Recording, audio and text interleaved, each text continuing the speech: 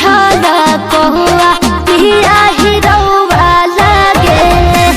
कटी सट पेली झाला कहुआ पिया हिरौआ लागे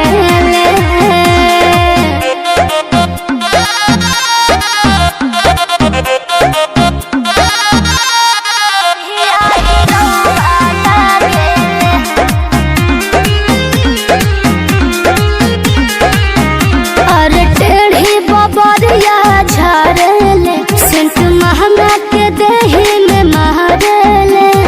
हम जाई गैस वाला चूल्हा धरावे कबूले के मंगचिस बारले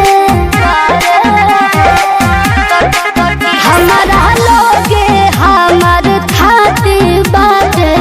जीवन के संगती बात बहुत किसके कमर छत्तीस छाती बात अरे हमारा ऊपर लुटावे कोनो सुहाना गेले कटी सट पेली झाला कहुआ पिया हिरौआ लागे कटी सट पेली झाला कहुआ पिया हिरौआ लागे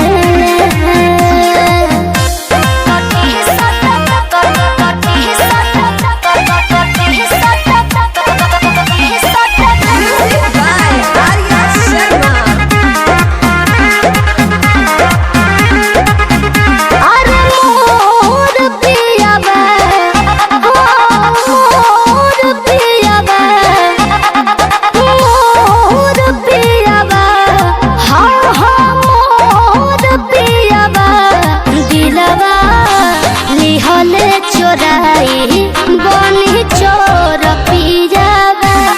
बीजे तनिको मचवले